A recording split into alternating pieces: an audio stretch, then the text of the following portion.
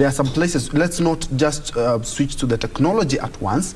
We need to have that manual voter register. And 6 petitions were filed yesterday at the High Court, challenging that decision by the High Court.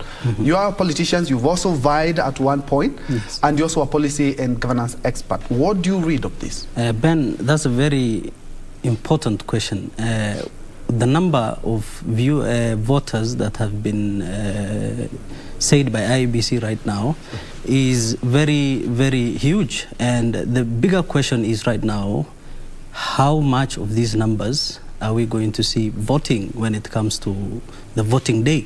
And these are very important questions because on IEBC issue, you've seen there are a lot of hard work and attempts that have been made by IEBC in getting people to register, getting people to, transfer their votes from one point to another. And I think that's what has come up with this huge number today of 22 million. And the bigger question now and the bigger effort that IEBC should put in place is now getting these numbers on the voting day. And that is going to answer the question of 50+1 dilemma in this country. Yes.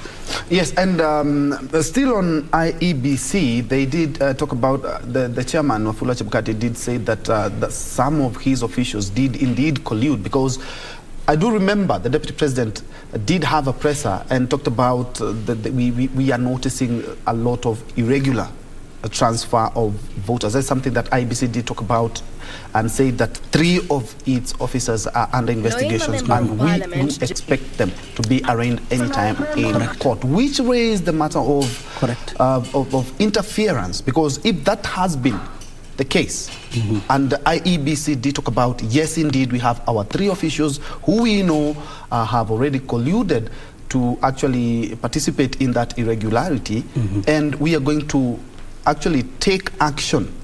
But that also did raise question. Do you expect anything else? Are we about to see some more surprises? This again, Ben, I think yes. This again goes back to history. If you follow the IEBC history in conducting the elections in this country, there is a lot of fear and controversies around voting processes in this country.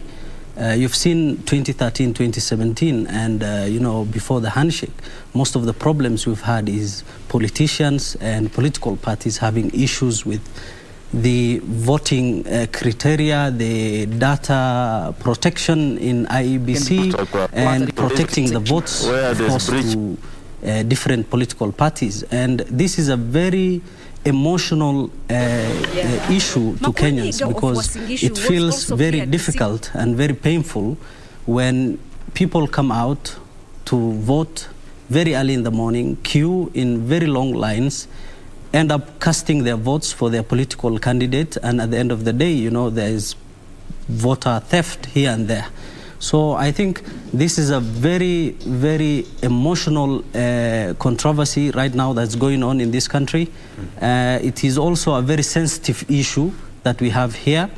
I think we have to understand that IEBC has to fulfill its duties in protecting the voter register, and also taking huge responsibility in protecting votes that go to different political candidates. Yes, indeed, because actually it's the first letter in its word is independent. And now let's look at the northern frontier. Correct. It's not once or twice that we've seen members of parliament from your region, Marsabit, Mandera, Wajir, come out to talk about insecurity in the region. And they have always called on the government to fortify security there. As we speak, some of the regions like Marsabit and some parts have the northern frontier have a dawn to dusk curfew, dusk to dawn curfew. Yes. Which some of the political leaders yesterday, I remember, they talked about the curfew being suspended, at least for people to campaign and people to go to the ballot. Then perhaps we can relook at the whole security issue in the region. Ben, That's a very sensitive issue again in northeastern Kenya, where I come from. If you look at the history of Northern Frontier as a whole and as a region, you find that we have always been pro-government. We've always been supporting the agenda of the government, come time and again, and up to date. For a region that has always been in support of the government compared to other regions of the country, which sometimes fall back and forth to the opposition, I find it very strange that government facilities and government services do not reach that part of the region. Security is a very sensitive issue to the people of northeastern Kenya, and precisely to the border zones. You know, in northeastern we are bordering Somalia, Ethiopia, and you know, that's a very sensitive place where security and border related issues must be really put a lot of effort in. I find that we are suffering as a region because time and again we have to cry for security, we have to cry for government services, we have to cry for, you know, security enforcement in our region just to boost the security. And is it not strange, Ben, that parts, mostly the 70-80% parts of this country are ready and preparing for the votes, and Northern Frontier, some parts of Northern Frontier is now under curfew. And it's a very important question, because how are these people going to come out and vote? And maybe the government will uplift that curfew during the voting period, but then we'll go back to the curfew again during normalcy. Sometimes security experts will say it's an advantage or it is improving the security sector in the region, but I think we can do better than that. And still on the Northern Frontier, we've noticed that there's a lot of clan politics. Correct. Where a certain community agrees that Imran is our leader this time round. We've seen a party allied to the CS Ukuri Yatani. Upia. That at least has brought a new breath into the Northern Frontier politics. And the politics of the Northern Frontier mostly go with clans, leave alone political parties. But as you have said, is that you always support the government of the day. Is this a paradigm shift from what we've always known from the Northern Frontier? We've seen, is it the senator for Garissa? They just agreed that we are going to go with Haji. No opponent. No opponents. But now we have a new frontier there. We have Upia, which is something quite different. We'll offer democracy in the region, as opposed to what we've seen in the previous years, where we sit down and agree on who will run for the MP, who will run for the senator. Ben, there's something coming up in Northern Frontier right now as a whole, and it's not being initiated by Upia alone. There's another political party called UDM. Owned by Mandera County and Marsabit jointly. Governor Ali Roba from Mandera County is the party leader for UDM party, and my area MP also, Major Bashir Abdullahi, is also the deputy party leader for UDM party. So in a nutshell, we have two political parties in northeastern Kenya right now, Upia and the UDM party. And I want to say that UDM party has a lot of relevance in the region, because they are the party, that is the party that has gone to the ground and have done a lot of political mobilization on the same. But my general view of the political change in northeastern is that there are attempts to change the political narrative in northeastern Kenya. Before, we used to have what is called the negotiated democracy. Many people know it as the negotiated democracy. And it's still in place, and it's very difficult to outdo the negotiated democracy. But then the coming back to life of these political parties shows that northern people want to take their own affairs in their own hands, using their own vehicles. We used to be part of Jubilee in 2017, ODM party, and you know, the Jubilee merger and everything. All the political parties that were under Jubilee by then in 2017, we had political leaders representing those different parties.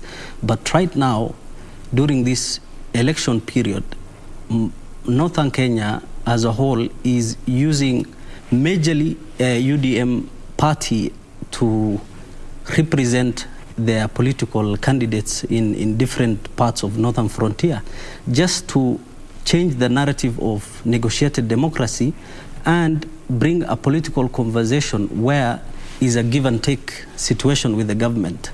As a region that has been under the government and supporting the government for almost since independence, we have had little advantages from the government. Now that we have our own political party and we are going to negotiate with the government, sit down with the government, see what agenda the government has for Northern Frontier, and of course using the political party muscle that we have, I think that will bring about change in Northern Frontier. In your view, UDM and UPIA, yes. If we look at 2013 and 2017, we see that not a lot of women did vie for political seats. But this time round, we have UPIA, we have also UDM. And from what we saw is that a lot of women have been cleared to run in a civic seats this time round. Quite different from what we witnessed in the 2017 and 2013 general polls. Do you believe that these two parties are quite instrumental in that democracy? Absolutely, absolutely, absolutely.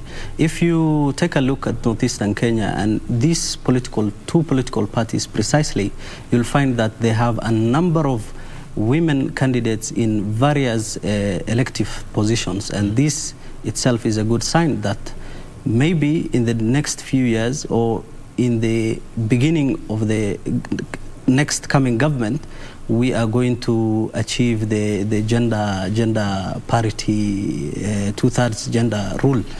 So I think a lot of women are coming up in northeastern Kenya as compared to the cultural norms and beliefs that we used to have in northeastern Kenya. A lot of women are coming out to seek leadership positions, and parties such as UDM party is supporting them in seeking those elective positions. All right, we have a lot that we will talk about, yes. And it's a good thing that we have somebody from the northern region that we will be able to clear the air and also know exactly which route they are taking in the next 2022 succession politics. But for now, as I had alluded to earlier, is that President Uhuru Kenyatta is expected at the KICC at about 11 a.m. today, where he is expected to give out or issue over 1 million title deeds. And Timothy Kipnusu, I say he's on standby to give us a feel of what to expect. And Timothy, the ball is on your court now. DJ tafadhali shikilia kidogo. Aya, Ruiru.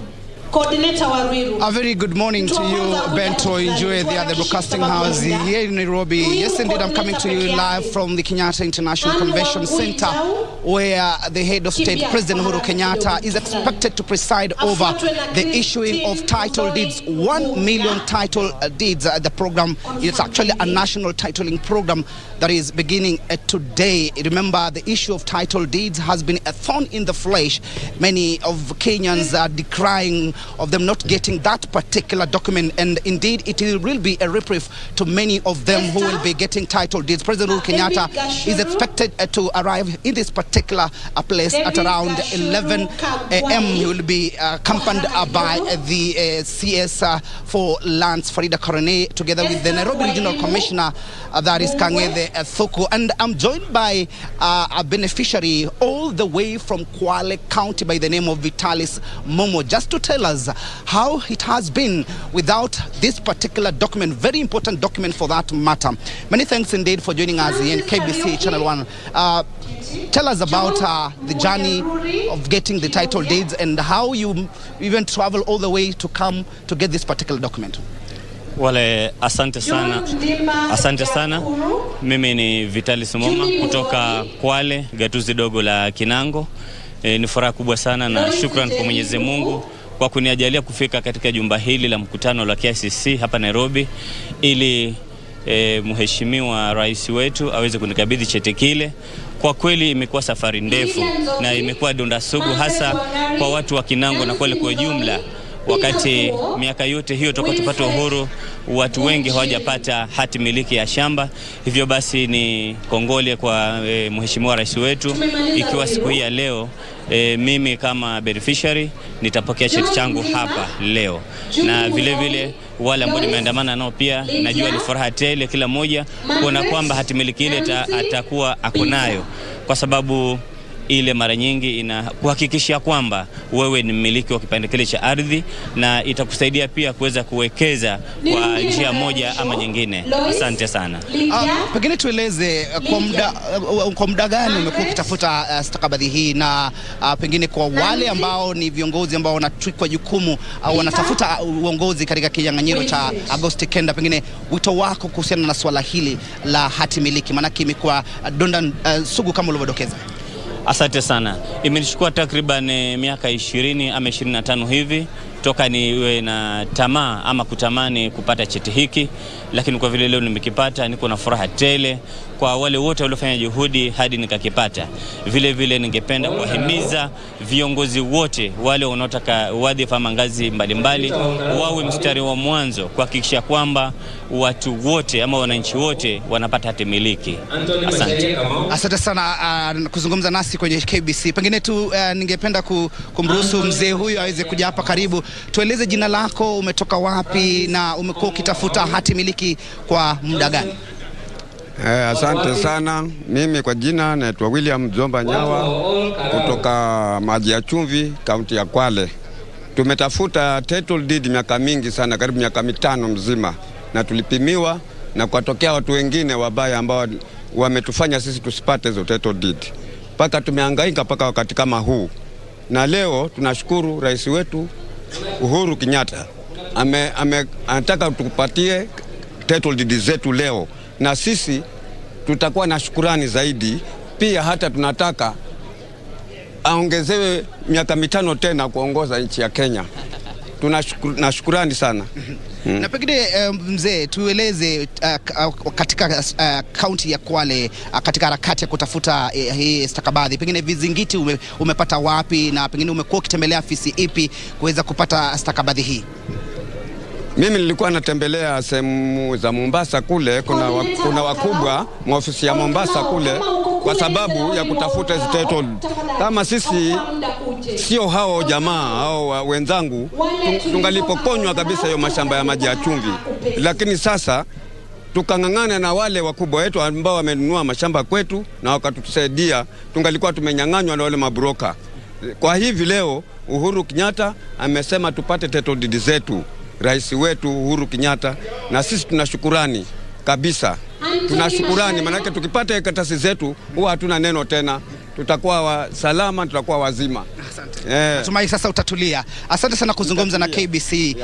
Ngojea rais Uhuru Kenyatta wasili kupatia stakabadhi. Pengine mzee jongea hapa, unaitwa nani, umetoka wapi, na imekuwa safari ya miaka mingapi kutafuta hati miliki ya ardhi? Naam, kwa majina naitwa Steven Gemu Mwangulu. Mimi ni mkaaji wa Maji ya Chumvi, Kwale County. Na kusema ule ukweli, ili swala la title deed tumekuwa tukisikia tuko wenzetu kwa kuna kitu kinaitwa title deed. Sisi tulikuwa tunaishi tu pale, ni ancestral land, na tunajua wenyewe tunashare ile ardhi vipi. Tulipokuja anzisha upimaji, kusema ule ukweli, kulizuka mapapa wale wakubwa ambao walikuwa na tamaa ya kutunyang'anya ile ardhi. Tunashukuru hata rais wetu, mheshimiwa rais wetu, kusimama nasi paka tumepata hizi title deed. Kusema ule ukweli, ni jambo ambalo hata sisi wengi tunaona kama ndoto.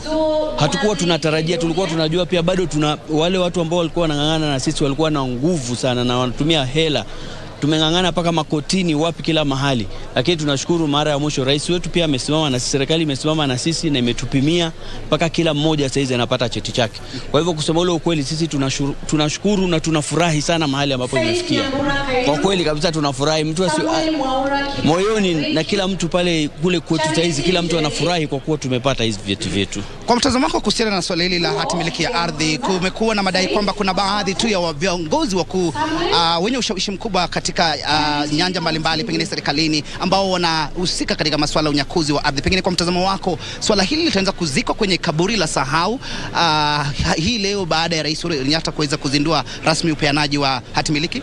Kweli kabisa, 100% naamini ya kwamba hayo mambo sasa yanaenda kuzikwa kwenye kaburi la sahau. Ikiwa kweli sisi hata wanyonge wengine ambao tulikuwa hatujiwezi, nasi tunapewa title deed zetu saa hizi, ambao hatukuwa tunatarajia, tunasikia neno title deed, leo tunaziona kwa macho. Kusema ule ukweli, ufisadi kaputi hapo. Sisi tunaamini ya kwamba mambo mengine ambayo ilikuwa yanafanyika ya kinyume, wale wenye tamaa kutaka kudhulumu wanyonge, kwa serikali hii, hiyo mambo imezikwa katika kaburi la sahau kabisa. Na tunaamini ya kwamba sasa mkondo utakuwa mkondo wa haki na ukweli. Asante.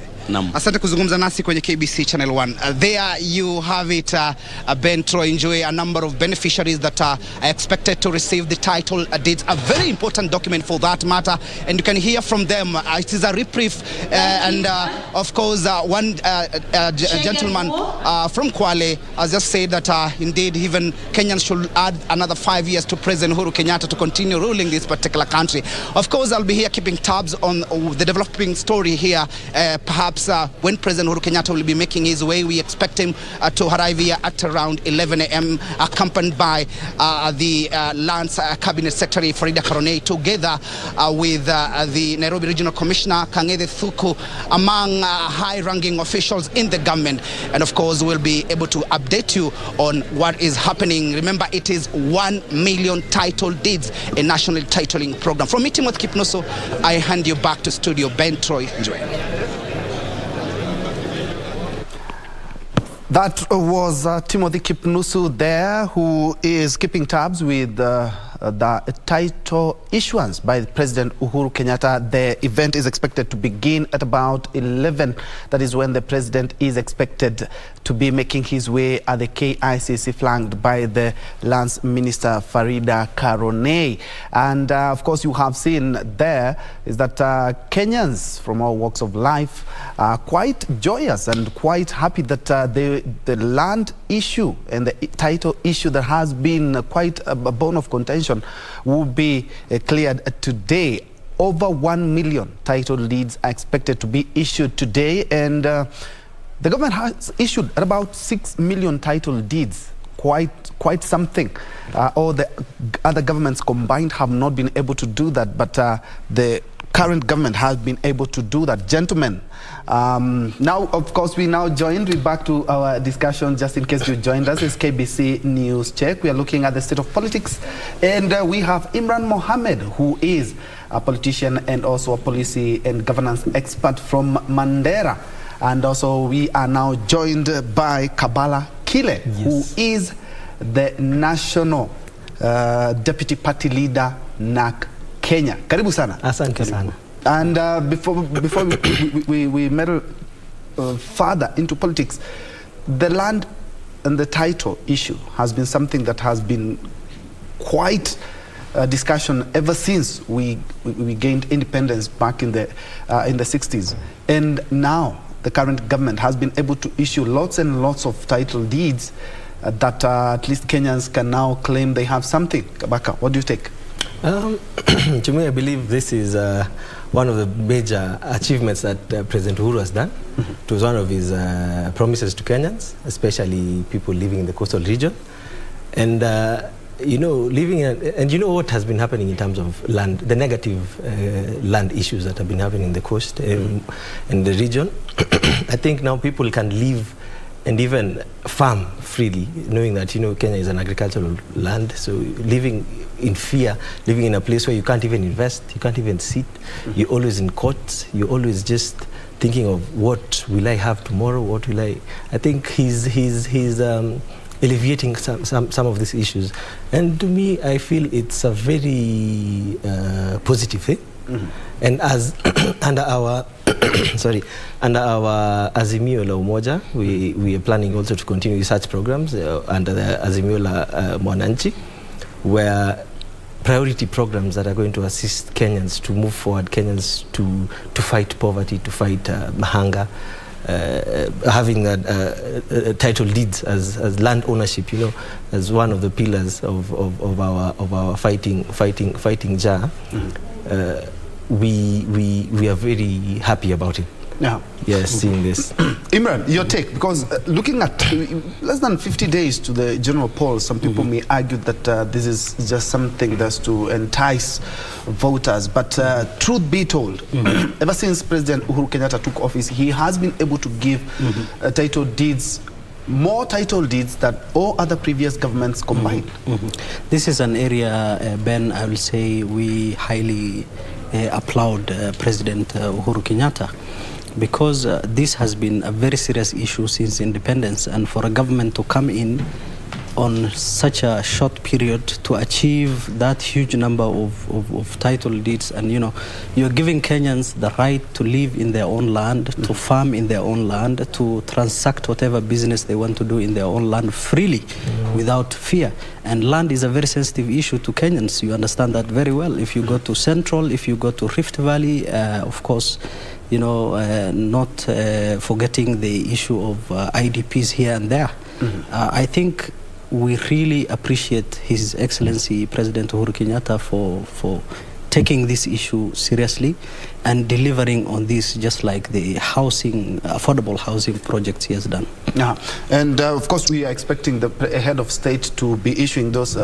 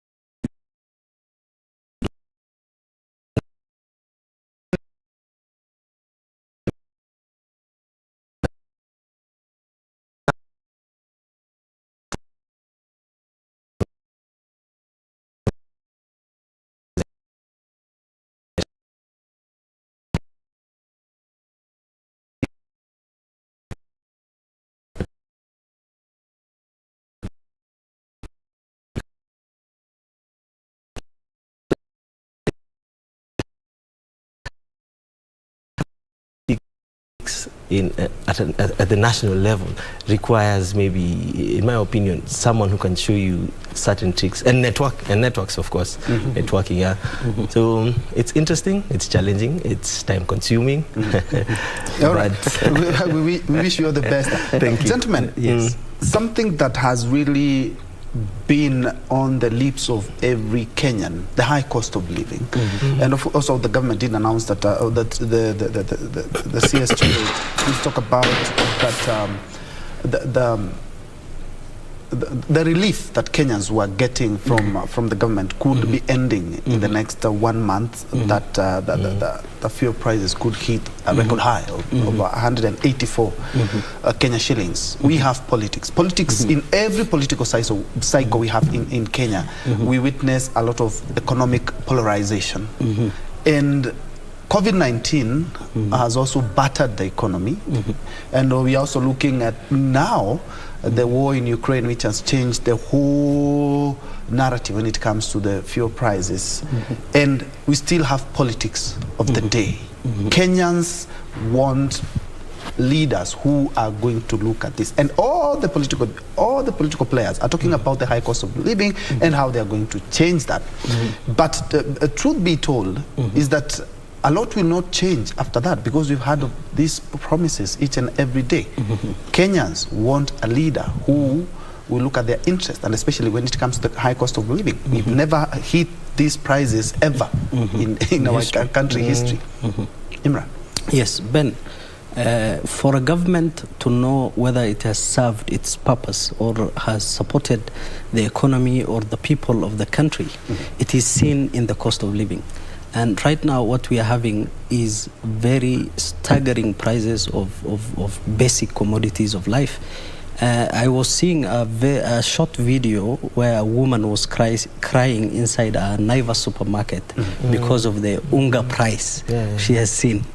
So all of us are crying as a country. And for the living cost in this country to be this high, I mean, we're even questioning whether the government has served its purpose. And I know there are these things because the president himself has gotten emotional when he was answering about the fuel prices. But then you find that every political group or coalition is offering better economic discussions and better economic formulas for the country to just reduce the cost of living. And it is up to Kenyans to see what is dear to them and to understand these different narratives on the economy and which side of the political divide serves answers the meaningful and the right questions of Kenyans, ordinary Kenyans. And I think we need, as a country, we need to do something about this high cost of living. And even in the Azimio manifesto, the first thing they're talking about is actually making life a little bit easier for Kenyans. And looking at the scorecard, the Senate yesterday did actually approve the debt ceiling to hit a high of 10 trillion Kenya shillings. And the cost of living is quite high if you look at what there is. But all the political players, they're talking about how they're going to tackle the issue of high cost of living. But at the end of the day, there are some things that we cannot control, like the fuel prices. Ben, let me tell you, let me take you back. This is a ripple effect of Jubilee 1. You remember the tyranny of numbers, where loans were being taken left, right, and center. Projects were being started left, right, and center, and they're not even being finished. And it was because of a strong political party that had a majority. So they felt that they can maneuver and push the policy decision making, the fiscal budget as they feel. And I remember back in, is it 2018 December 12th or 2019 December 12th, Moses Kuria apologizing on Standard newspaper. I think I'll share it on my feeds. He's telling Kenyans that we are sorry. We are sorry that we have failed you. We are sorry that we took loans. We were given two options: loans that had minimal interest, and we personally chose loans that were up to 9% in terms of repayment interest. So I think this is something that